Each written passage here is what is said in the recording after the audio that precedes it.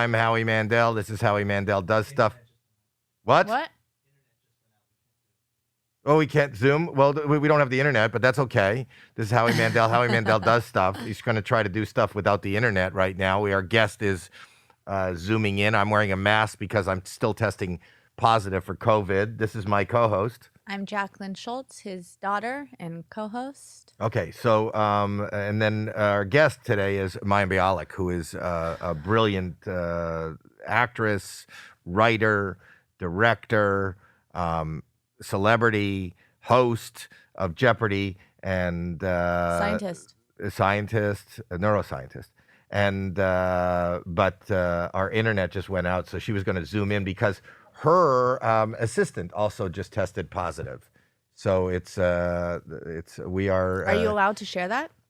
Oh, I'm going to ask her after she gets here. I'm going to find out. I'm not allowed to say that. Some people don't want their personal. Isn't that like a big thing that they don't want their? Let me ask her if I made a mistake. Stuff aired out. Well, I didn't say what she tested positive for. Just she tested we tested her to see if she's a very positive person. Yeah, and she is. She's very positive. A lot of people are negative, and you want to be around positive people. And there she is. Yay! Sorry. Hi. I was just talking, Mayim. First of all, I don't know if you know. This is my daughter. Hi, Jacqueline. Hi. Nice to meet you. I'm so excited. Nice to meet you. I'm so excited to talk to you. And I was telling, I just got yelled at by my daughter because I said that you weren't here because you were nice enough to tell us that your assistant tested positive, so you've been exposed. But then my daughter alerted me to the fact that I shouldn't say your assistant tested positive because I said some people don't want it out there. It's private information. Well, it wasn't my assistant, so we should clear her of responsibility. Okay, so not your assistant, so it doesn't matter. We won't say who it is. No, but I also have a podcast, and it was someone who works on our podcast. And when I found out that he possibly had it, I felt like I could not in good faith come to you before he was tested. Is it weird that I'm wearing a mask even though we're on Zoom? I was not going to ask. I was going to ask. I'm asking now. Okay, but the truth is that I tested positive a while back, and I'm still testing. 14 days, right? Wasn't it? Now it's like more. It's like 16 days ago. I didn't have any symptoms, but I was quarantined, and I have been cleared to go out. Wow. But I'm sitting this close to my daughter, so the fact that I have it, I'm just neurotic about everybody, as you know. I appreciate it. This is the safest interaction we can have right now, then. I love that. But I love you, and I'm going to kind of, and I know we don't have much time because this got screwed up, and I'll be really quick. But when I think of Mayim Bialik, I think the one word that comes to mind is accomplished. And, we all want to accomplish something in life or do something in life. And Mayim, I don't know any other human being or never interacted with any other human being that has such a versatile kind of whatever you've set out to. You're accomplished as an actress. You're accomplished as a writer. You're now accomplished. I didn't realize that you were a director. The movie, we'll talk about that a little bit. You're accomplished as a neuroscience. Are you a doctor? Are you considered a doctor? You can call me doctor, but if there's like an accident on a plane, I'm of no use. I have a PhD. But you're more important to me, right? Because part of the neuroscience, part of your study was OCD. That's right. I happen to study OCD. And I will say, there were many words I could have thought of that you'd say. I thought you were going to say, when I think Mayim Bialik, I just think Jew. Like she's Well, you didn't get that was going to come to me. That was coming. Yeah. But I wasn't going to lead with you because we're not loved. I'm a Jew too, but we're not loved. So I always thought that should be and she's a Jew. But you've also done, you're accomplished by doing things for the plight of Judaism. And I know that you have you have groups that you talk to, and you're also accomplished as a parent. And you also have, what was that, Gronk? Pardon me? You're saying many nice things. I'd like to say, first of all, there's a set of headphones hanging over the screen, so you can hear us. You also have a microphone. There's a even microphone though too. Your sound is not actually coming through the TV; it's coming through our headset. But we wanted to make it seem. As a family, we're not that imaginative, so we like to look. The guest has headsets. The guest has microphone. What's the difference? It doesn't matter. The guest is on Zoom. No, you're saying many nice things, but I should also say that I don't consider myself a superhero really in any realm. The thing that people most want to pay me to do is something I was not trained for and didn't really plan to do as my living, and that's be an actor. But that was the first thing you did. What'd you say? Isn't that the first thing you did, though? Well, I mean, I had 11 years on this planet doing other things, but it's not like most people know at 11 what they want to do into their 40s. I really liked acting, but I had many interests. And, honestly, being a parent is extremely important to me. It's the one job you are not trained for also. And you have a lot more responsibility, but no one seems to care that they just like throw these kids at you. And it's like, good luck, figure it out. So let's go through your path. Did you want to act, or did you have a stage mom or a stage dad that sent you? No, I wanted to act, the way a lot of kids I was that kid in elementary school who really liked doing plays, and I really liked our drama teacher, Ms. Drake. She was awesome. She was very stern. And I was like, I like stern people to like me. I'm going to make her happy. And so I loved being in plays. I loved being directed by her. I felt comfortable on a stage. But again, at 11, I wasn't like, at 46, I hope I'm on my third sitcom talking to Howie Mandel and his daughter. You don't know what your life's going to look like. But maybe that's why you are so accomplished, because rather than kind of carving a path for yourself, you just, at the moment, whatever you seem to be passionate about, because you were already what made you decide to go back to school? You were making a living. Why did you want to go into neuroscience and go back to school? I was raised in a humanities house, and I fell in love with science in I guess in high school, but I wasn't like a naturally good science student because I thought science and math were for boys. All the boys said so, and I always felt really shy in those classes. It didn't come naturally to me, but once I had a female tutor. It was when I was on the set of Blossom, and she gave me the skill set and the confidence to believe I could study science. And what's her name? She's no Mrs. Drake, right? What was her name? What'd you say? What was her name? You gave a shout out to Mrs. Drake. Yeah, her name was Firuzeh Rabar. She was from a prominent Iranian Jewish immigrant family, and she just was this unbelievable, passionate. She was an undergrad at that time at UCLA, just like tutoring celebrity kid.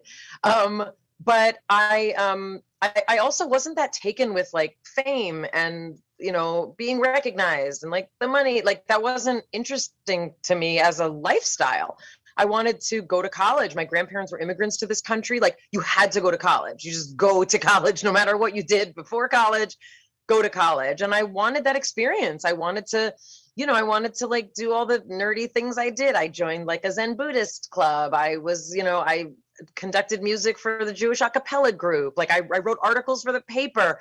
I went to all sorts of classes. I got a minor in Hebrew and Jewish studies. I learned Hebrew. I learned Yiddish. I wanted an academic experience. Do you think it's because having so much success at such a young age, and success is is different to every person, but I mean, having the notoriety at such a young age, you kind of, it didn't mean anything to you, and making that kind of money didn't mean anything to you because you're 11.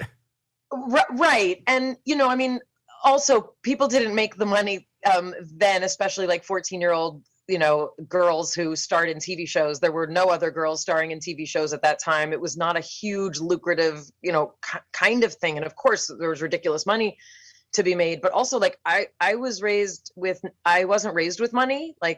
I was raised in a crummy rental. We had one bathroom till I was 15 and my brother was 19, 4 people, one bathroom. The floors were always the floors were always splintering, nothing worked, the toilet never worked. I didn't grow up with money. So what did your parents do? What it meant.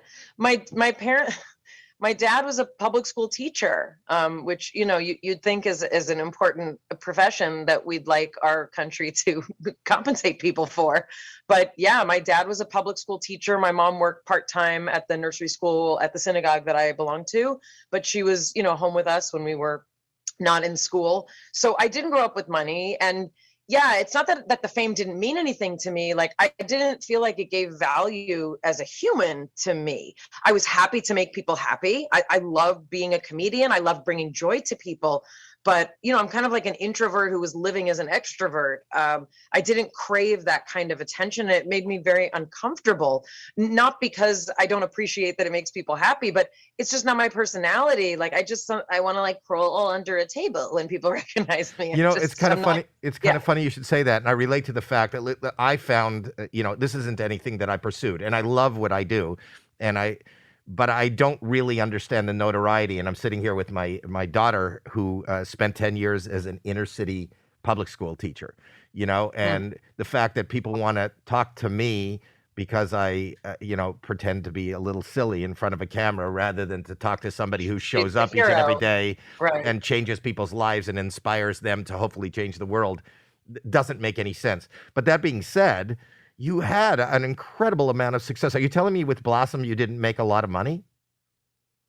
Again, it was very different then. I think at that time, the highest paid actor on television was Ted Danson, made $100,000 a week, and people acted like he should be drawn and quartered. It was such an obscene amount of money. Right. And that was Ted Danson, who was at the height of Cheers. And, so the scale of money was very different. But even if you were making $50,000 a week, that's still a huge amount of money. That's true. But you don't make that for all the years of a show when you're an unknown 13-year-old signing a contract. So. But you became a millionaire. I don't. Actually, I don't. I'm trying to think. Now I'm doing math. Science is your thing. No, I don't. What I will say is that what changed in my life is that we owned a house, and my parents had never owned a house, and that was a very strange thing. To be 14, 15, 16 years old, and you kind of being the first, person kind of making that happen. That was very strange. Strange positively, or strange that, like, what does it feel like to be a 14-year-old and you feel that you are responsible for the level of comfort that your entire family has? I mean, honestly, I think many kids from families like mine feel that emotionally. Right. I can't imagine what that. Yeah. So I think, I didn't think about it a lot financially because, my parents, they were competent people, like to manage that. It wasn't like I was literally like, actively speaking to my mortgage broker. But no, it's very strange. And it's a strange way to grow up when you're given responsibility and when in many arenas you're treated like an adult. But, because my parents were who they were, like I was treated like a kid because I was a kid. Like I still had chores. No one told me things were good when they were bad. Whereas like, as you know, in our industry, like people will tell you things are good when they're not because they're just supposed to make you happy. And that's why when people say, should I put my kid into acting? It's like, that's what you have to teach a child in the industry. Like you don't show when you're tired. You don't show when you're unhappy. You are taking orders from adults and living in an adult world. And it's not very comfortable, especially for little ones. Right. But did you feel in your personal life, you were smart enough and cognizant enough, like at times when you had to deal, when your parents had to deal with you, you can go, you know what, Mom, be quiet or I'm going to sell the house. Oh, no, that doesn't happen. No, not in my house. No, I didn't even know when I was hot, cold, hungry, or happy. She had to tell me. Really? Really? Yeah, I grew up very, very, very, very shtetl. Like, I mean, I say to my kids, when they complain, like, oh, you won't let us get Thai food because I said, please, like when I was a kid, it was very, very different. It was like, I'll tell you when you're hungry. I'll tell you when you're happy. I'll tell you when you're cold. Put on a jacket. Do you have a good relationship with your mother? Is your mother alive? Yeah, my mother's alive. We have a complicated relationship. I often feel like the adult, which she doesn't appreciate. And I think, she got into therapy after my father died, and that's actually been really fascinating. I never would have predicted my mother would be into mindfulness meditation and learning about aspects of her personality that she is honing in her 70s. I mean, it's really remarkable. That's wonderful. What a testament to somebody who's making a change or going in a different direction and is comfortable. Totally. and she'll say, like, I know I'm not perfect. Like, I can see you're annoyed with me and I don't know why. It's like, yes, Mom, I am annoyed with you. That's actually wonderful. And you explore this, the movie you wrote is the complication and your family experience, right? I mean, the movie, yes, it's not autobiographical in the sense that there are things that never, ever happened. And there's a lot of shifts to characters that I had to lean into to tell a story appropriately. But yeah, my father died, my father of blessed memory died 7 years ago. And there's a very specific year of mourning, which I think we talked about. Right. And after that, I started writing, and I didn't think, oh, I'm going to make a movie. I thought, I just need to write. I'm a writer, and that's where these feelings are going to go. And I really sat on it for a while and eventually showed it to a couple people close to me. And here we have this sweet little independent film with Dustin Hoffman and Candice Bergen and Simon Helberg from Big Bang Theory and Diana Agron. And that is our main cast for this movie. It's out on demand. It's showing in some theaters, but it's mainly like an on-demand situation. But to get a movie about your, you were basically just journaling for your mental health. It was elaborate journaling, but yes. But that's basically what it is. And then now you're on the set directing Dustin Hoffman. I mean, it was crazy. And that brings me back to the word accomplishment. That's, it's like the PhD of show business. Isn't it? Maybe an associate arts degree, maybe a master's. See, I find it so interesting that you ended up going back into show business. Not that you left and went into school and decided to do something else. And then after that, you went back into show business, because what I find most interesting and what I connect with is you talk a lot about you feeling really uncomfortable, like in this setting in show business, right? Because you're really out there and you're with people and you had to socialize. And I feel that all the time when I have to socialize or be out there, and it's so hard for me. So to make that choice to go back into show business seems like it would be a hard decision or a struggle. Why did you decide to do that? It was a very, it's a difficult decision when I think about how much the industry has changed. There wasn't like social media, my last go around, 14-year-olds could look 14. No one was asking us to get hair extensions or manicures. Like, it was just such a different time, especially for young girls. The God's honest truth is that I had finished grad school. I had my first son in grad school, and my second right after. I took my doctoral degree 7 months pregnant. I was running out of health insurance. This is the true story. I was teaching neuroscience for about 5 years after getting my degree. I taught to homeschoolers, junior high and high school neuroscience, biology. I taught a little chemistry. It's not my strength. And I was tutoring piano. I was tutoring Hebrew. I was doing everything to make ends meet. We were running out of insurance. And I said, I've never really done this as an adult. If I can just get literally a couple guest spots, enough to get health insurance. I mean, I had a toddler and a newborn, I mean, it's a weird story, but like, this is America, I was running out of health insurance. That's the story. The father didn't think the father didn't contribute or doesn't have health insurance. We were both grad students. We met in college. We were both grad students, and we were both on the same stipend system. And they do not continue your insurance after he got his master's and I got my doctorate. So what I did is I started auditioning just for I did an episode of Bones. I don't think my character even had a name. Like, I did an episode of Saving Grace, and I had never seen The Big Bang Theory. I didn't know what it was. I never thought I'd be a regular on a TV show again. That's not what my life plan was. Like, I had long hippie chick hair. I didn't even know what size clothes I wore, because it's just like, whatever. I mean, I was like, I hadn't tweezed my eyebrows ever. I was like a normal person. You in Santa Cruz. I know. That's what. And we both went to UCLA too. I went to UCLA as well. Oh, yeah. Go Bruins. Yes, the Bruins. But it is interesting to hear that somebody pursued, even if it was the second time, this career. Most people who pursue it will pursue it in wrongly probably, but for the success, for fame and recognition and money and stardom. But you just wanted a good health plan. I just wanted some health coverage. Right. That's why people end up working in factories. And to you, this is a show business factory. But that's a big commitment to make of your life. I mean, there is, I would imagine this is the one, I'm in it. This is the one industry that kind of informs every other part of your life. In fact, even just going to Ralph's or picking up groceries, nothing changes you more. That's a huge commitment.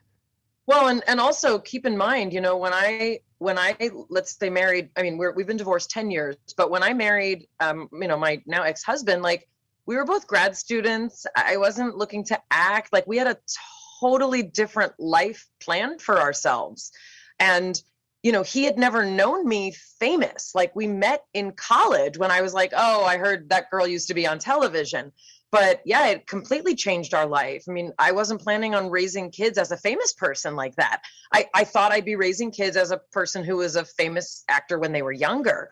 But no, I mean, everything about my life, I mean, the two of you know, my kids, like it took them years to even understand what was actually happening. Like, why do people come up to my mama, you know?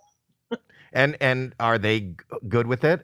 Do they like it? Do they enjoy it? Is it annoying? No, my younger one seems to have a lot more feelings about it. When he was little, he talked very, very late. And so he used to get really upset when people would come over to me or ask for autographs. You know, it's a real boundary to have like someone up in your mom's face like that. My older son, you know, he's 16 and a half. And so, you know, the world of social media has opened up aspects of celebrity to him. He's the one who asked why I'm not a guest host on Jeopardy. He saw something on the internet saying Mayim Bialik should be on Jeopardy. So, you know, I think he understands it a little differently, but my younger one, it's definitely, I'm really just mom to him, which I think is very, you know, appropriate. But when they were little, you know, and I'd have to put on hair and makeup, they disliked it greatly. I remember my older one, he used to say, "No clown." He thought I looked like a clown. That's hysterical. No clown. No clown. And are you amicable with your ex? Oh yeah, very. I mean, we, you know, kind of made a conscious effort. You know, we consciously uncoupled before it was a thing. Oh, write that down. That'll really take off. No, we do holidays together for 10 years. Our kids have experienced Jewish holidays together with both of their parents. And when we've had other people in our lives, they've also been there. And we know it's weird. I still call my mother-in-law my mother-in-law. Wow. I just, you know, that's our family. That's my kids' grandparents. And, you know, we worked very hard to do that. It's not easy, you know, in the first years, especially, were very painful. But we really do, we value our children are not confused. It's very clear. We are not a couple anymore. We don't sleep in the same room. We don't it's very, very clear. But we are the story of how they came to be, you know, we are, and we are all creating together the family that they will have, whether we live in the same home or not. But Sukkot is a very confined space. I would think that would be uncomfortable. We have not done a Sukkot sleepover. And then you get angry and you have a lulav and you're smacking him with a lulav. You know. Anyway, three people are going to know. There was 1 year where we had a bar mitzvah trip for my older son to Israel, and we got this very beautiful hotel that's on a crater in Israel. It's like this enormous erosion crater, and the hotel overlooks it. And we get there and there's one bed, and like it's a small hotel. It was so awkward. And so I like literally slept on like the fold out, like in the corner with like one kid, and then he was in the other room with the other kid. It was funny. Anyway. Well, the whole family was supposed to be on one bed for him to. No, it was like a weird divorced family. And we said to the hotel, like, we're not married. And they're like, yeah, I don't know. Like, it's very Israeli, like, figure it out. This might be a little bit too personal, and you don't have to answer it, but you had mentioned that you both did not plan on going back into show business. Like, this was not your plan when you guys got together and had kids for your family. Do you think that played a part and made it harder for you guys when you decided to go back in and had the success that you have? It's a good question. I mean, I rarely don't answer questions. So I think, you know, I don't know if I can say that it's like the industry and that in particular, you know, we dated for 5 years before we got married. So it's not like he didn't understand the person that I was, you know, and I think that no matter what I do, that's sort of just like, I'm going to bring me to anything. Like, I'm always going to be that person who's like different and has to do it different and has to stand out. So I think I don't think that was like weird, like, oh, she's getting all this attention. Like, I'm a very strange person. I make a fuss wherever I go. So he already knew what he was getting into. But I will say that, one of the fascinating things about, we did marry young. I mean, to me, I was an old maid because in my family, like, you get married at like 18. That's the way a lot of people in my family do it. And my mom was 18 when she got married. So I felt like an old maid, to get married at 27.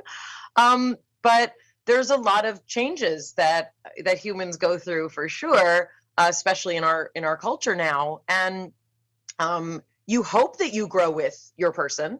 And I guess it's not always the case. But I think, like I said, for us, landing where we've landed is very sweet. And also it does feel weird that our whole life is really governed by my schedule and like my industry. And that's something, it's true. When we were dating and before I got back on television, we were much more kind of equal planners. And then all of a sudden the industry becomes your job. And it's like, okay, now our life rotates around when you're on hiatus. But your job, like that. But even your job, you started out as an actress, you left the industry as an actress, you went into science, and then you said, I want to get some guest spots.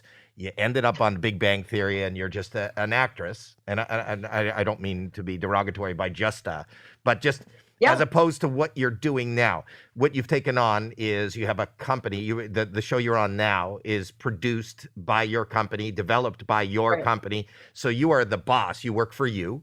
So you're much more than just an actress. You're a creator, you're a writer, you're a director, and now you've just talk about going back into it. You are your industry. I'm up to my eyeballs now. Right. Do you like all the aspects of what do you love the producing and creating? Do you love the behind the scenes as much as you love it? I mean, honestly, like writing is my favorite because you do it by yourself, locked in a hotel room. No one can tell you it's wrong. Directing was very gratifying. I've been told I'm bossy since I'm 3 years old. And finally, I was in a situation where being bossy is actually important and it got a movie made. So I felt like that was a really good use of a lot of negative qualities that I was able to. I don't think people who are listening right now even understand what that means. Just to get something made, just to get it sold. It's hard enough to get it sold for somebody to finance something. And then even if it's sold, most things don't even come to fruition. They never get made. So to get a movie made is monumental in this business. Well, it's very, yes. And especially, with a $3 million budget, it's very, very difficult. It sounded like a lot of money to me until I saw how much you pay the Teamsters and how much you pay this. And like, your money's gone. And now I'm like fanning Dustin Hoffman like this because we don't have air conditioner. No, but also being a director means managing a crew and a set and building relationships with, all of the people who are actually helping make this movie. So that's very interesting to me. I do love performing. A lot of the producing stuff, it's a lot. It's a lot on my voice. It's a lot, it's a lot of talking. It's a lot of typing. It's a lot of explaining. But, Call Me Kat, the sitcom that I'm on, it's fun and it's good and it's light. And we have a really, really fun cast. We enjoy working together. There's a lot of logistical things that I shouldn't be involved in. That's hard for me to stick, to not stick my nose in. That's just because I'm a controlling, managing person. Like I said, I'm bossy. So it's a lot of also learning to balance and delegate, as it were. But yeah, life is very different than even I imagined it when I got back into acting. And the ability to write, I mean, the fact is the ability to do a podcast about mental health that I'm really doing to hopefully educate people about different aspects of mental health and mental wellness. That's a really important part of my life. I have more stories to tell. I want to write more, but also I'm a mom to a 13 and 16-year-old kid who, they need me, and I'm, eager for a life also where I have more room with them. I'm a very imperfect parent, and I tell them all the time. Is there such a thing? Is there such thing as a perfect parent? I don't think so. No, but I think a lot of people, hear oh, she does it all and blah, blah. Like I, literally, yell sometimes. And I, so you do production. Obviously you did reproduction, hosting. Do you like hosting? You're very good. I got to say, in watching you, you're great on Jeopardy, and you had some big shoes to fill. It's you know, an iconic game. Do you like that? That's a totally different muscle Um, than acting. That's not acting. Thank you. Yeah, I mean, honestly, Jeopardy feels like a real combination of kind of acting and, science communication in terms of having terms and words that often don't make sense to me that I need to, have make sense to others and myself. I do really enjoy that work. It is very different. It's someone in your ear and you're constantly like calculating and talking and like you can't say welcome back after every commercial break. You have to spread it out so you don't sound like a broken record. Like my mind is always going. But those days they fly by for me. Like I get there, I meet with the incredible writers and researchers who are so much fun, and 5 outfits later, it's like, dinner time. And I love it. I love meeting new people. I love seeing the incredible things that these people can hold in their brains. It's a very, very fun gig. It really is. Did you feel the pressure? Totally. Totally. I mean, no one, as you said, no one can fill Alex's shoes. But there's a lot of attention, around it. I think we all learned during COVID how much people care about Jeopardy. They really do. So there's a lot of voices and a lot of opinions, and it's hard not to get caught up in that. What I do is I try and not draw unnecessary attention to myself when I'm there, meaning it's about our contestants, so again, I'm trying not to be too loud, and also as a female, it's different. When women present information, it does sound different than when men do, and there's all these things of like be feminine, not too feminine, like smile, You're a feminist, but not too much, though, right? You're a like, feminist, aren't you? You're really, are you? Yeah. Yes. I mean, depending on. I'm not saying that. Not in the negative. I think that's a. Yes, I believe. Yeah, I believe in the unique power of women to break the bonds of race, class, and gender, which is kind of an academic definition of feminism. A lot of people think of like, men, women, and men are the same. That's actually not, my sort of definition. But yes. Because I've read some of you do op-eds, you write about it, feminism, Judaism. You have certain stands, veganism, animals. There isn't anything that you haven't accomplished. I mean, it's that I have never had a guest on the podcast. We haven't done a lot of podcasts where there's so many different subjects. I feel like I'm just glazing over absolutely everything. You and I need our own podcast. We can just pick a different topic. And with no guests, because just you alone, you have something interesting to say and something viable to talk about on so many different things. Do you, Thank you. Are you involved? No, thank you. Are you involved in science at all, in neuroscience? Do you do anything in that? No, I mean, once you kind of don't do a postdoc and you're not part of sort of like the, several times a year neuroscience conferences that you're supposed to go to, the PhD quickly, kind of loses value for you as like an active member of the neuroscience community. And I always try and be really clear about that. I'm not a practicing neuroscientist. I'm trained and I have a doctorate. I'm a specialist in what my thesis was. Which was OCD, wasn't it? Was it OCD? Yeah, I studied the role of oxytocin and vasopressin in obsessive compulsive disorder, and I worked with a population of individuals with Prader-Willi syndrome who have very high rates of OCD. Right. So that's kind of like that's what I'm an expert in, but I'm not a practicing neuroscientist. I am a person who has a lot of training in the sciences. So like I'm the person that friends come to if they're told that they have high blood pressure or if they need this medication, or when my father was sick, I was a very helpful liaison. I talked to a lot of friends and friends' moms and dads about medical conditions. Like I'm that person in. Well, I'm coming to you today with OCD. Help me. I actually do have a question because this has been brought up a few times in conversations between us and guests that we've had on before about like how treatment is kind of changing and altering, and now there's a lot of people turning to whether it be microdosing or hallucinogenics or whatever. And we were talking about it before about like opening up your mind or acceptance to other forms of treatment. And I just wanted to know your take on that. I don't know if you have a take because you talk to so many people that have different experiences on your own podcast that you've talked to anyone that has that experience. Yeah, I can't speak to it from personal experience. And, I'm not a doctor. I'm not a therapist. I don't have that kind of clinical training to speak to that. I can say, as someone who's, part of the OCD community as a card carrying member, and as someone who, has various other diagnoses for which I've, really been dealing with, prominently since my teen years. I'm grateful that there's an opening up of our understanding of treatment options. For a lot of kind of psychiatric history, they didn't know what to do with us. Mm-hmm. And that often meant, medications that made us just be quieter. And, many people were, felt very sedated, and a lot of medications were very sedating.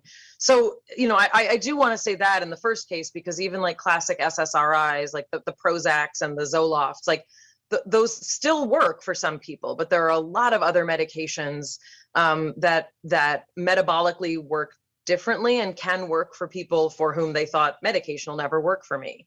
Our understanding of cognitive behavioral therapy and that becoming more part of the mainstream, especially for OCD, has been very helpful. But also, and this is something, that part of why I do the podcast that I do is, things like breath, things like meditation, things like diet, things like sleep.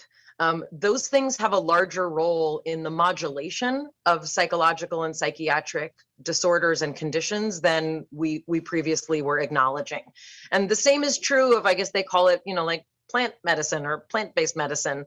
I think that the notion of like, let's take some shrooms and go hike a mountain is probably not what people are talking about when they talk about therapeutic uses of psilocybins and things like that.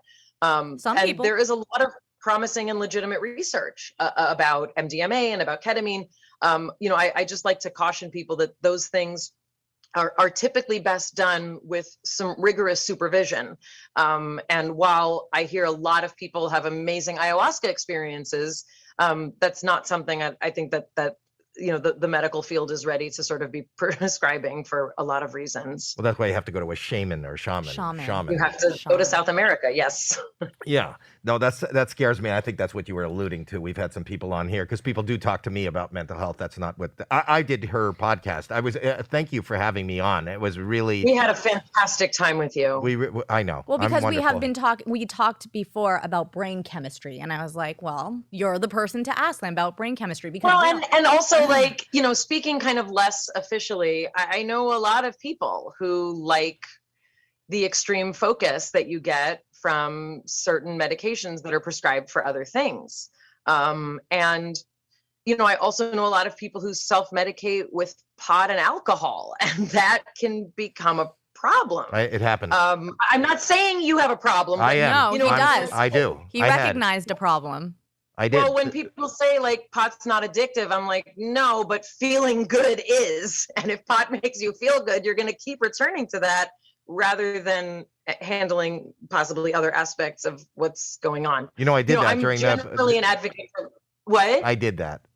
I'm sober right now, but I was smoking pot. It first started with gummies, then it was gummies and smoking, then it was gummies, smoking and drinking, and then I was just unconscious. So I just want to be conscious, so I'm not doing it. But you're absolutely right. Well, and what they say with any of those things is if you want to find out why you're doing it, stop.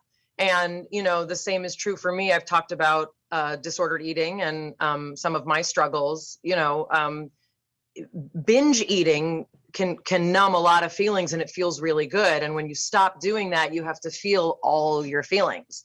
And then you realize, oh, that's why I was doing it in the first place. So it's always the feelings always come first. And then depending on your chemistry and what's available to you, we will all seek things to make it not hurt so much, whatever that is. Is that why you collect magnets? I'm noticing your fridge. Do they make you feel good? You have a lot of magnets. I also notice a reflection of a cat. I'm noticing a lot of stuff. Yeah, she's starting to get very curious about what we're doing here, but Cats she's get still curious. for the moment. You really are an incredible. You're incredible. There isn't another word but you really are. And as somebody who has, I'm a lot older than you, but I have two daughters, and I have a son. I'm just excited that you're here and you're talking to my daughter. I would imagine as a parent, and I am a lot older than you. I could be your parent. I've been with my wife for 42 years. So I'm so proud of you. I'm not connected to you, but I'm Kvelling, which I'm is sure we're related somewhere, Howie. Let's be honest. all Jews are. But I feel like Kvelling, you're a very strong, good female. Oh, look, that's not a reflection. I'm afraid of cats. I know They you love are. cats. She had cats. I have a fear of cats because I think they know something I don't know. But then again, I'm talking to you, and you know a lot more than I know. So Cat is going well, right? Yes, Call Me Cat. We just finished Call our Me Cat second is going season. well. So Yeah. and Jeopardy is gangbusters.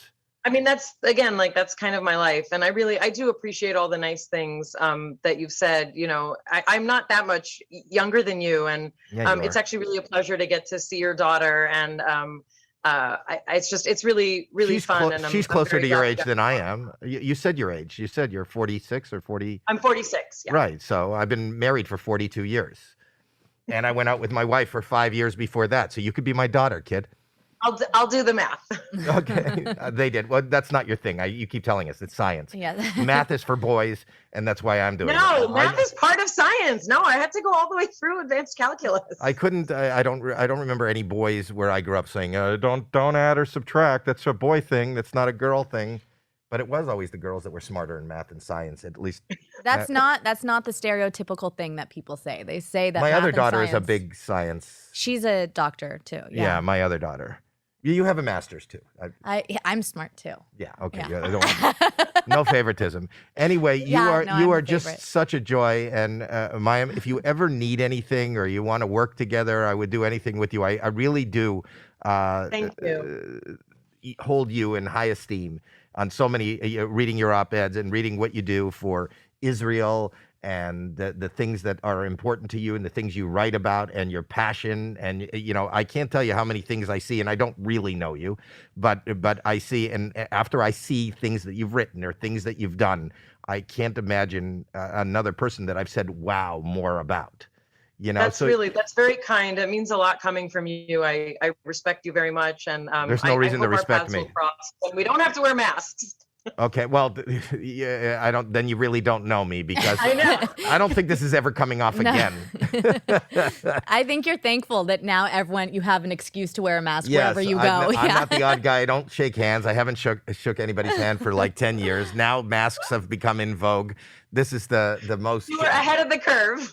Yeah, bad curve. Yeah. Anyway, I know that we got to you late. Thank you so much, and thank you for being. You're the kind of person who kind of said that you were around somebody who tested positive. You didn't test positive. You don't know how much I appreciate that you didn't come in and you kind of opened that up. But that means a lot. You're sensitive to other people. And I really do appreciate it. And I know we're all getting used to different twists and turns, and this was just one that I just didn't feel right. So I appreciate you being patient, and I'm glad you could see my messy fridge. I don't know if it's messy. It's just a lot of. I don't know if there's a post-it note. She has kids. She probably hangs kid stuff up there. But there's That's a lot of right. Yeah. There's a Mondrian llama that Fred did. There's a picture of me and Jim Parsons. There's like a picture of me and my cat. I don't have a magnetic fridge, so my kids get none of their stuff hung up. Yeah, she has it's made out of cardboard. Yeah. Her fridge. It's just some ice cubes in a cardboard box, and she put some meat slices in there. Yeah. No meat. No She's meat. vegan. Yeah, No no meat. meat. All right. Well, anyway, thank you. Keep All doing right, what you're take doing. care. Stay Stay safe. healthy. Yes, and you stay safe Alrighty. too. Thank you so much. As Mayim Bialik, everybody. That is an amazing guest. This is Howie Mandel Does Stuff. Are we done? Yeah. Do you want to Say stuff? Yeah. Okay, I want to say you can follow us, you can like, you can subscribe, you can comment, you can do a whole bunch of stuff. Oh, you could also buy merch, right? Did we send feet pics? Feet pics? What? Feet pics. Mom's foot pics? We said Oh, last... yeah. We sell people have foot fetishes. We're selling pictures of my wife's feet. Yeah. So you could buy merch and get a Polaroid picture of my mom's feet. Well, mom's also on OnlyFans now, just with her feet. Right. Okay. She's making So a that's- fortune. Yeah. She really is. I Your know. mom is so. Multifaceted. She Talk does about everything. accomplished. Yeah. Yeah. All right. Goodbye, everybody. Bye. Thank you.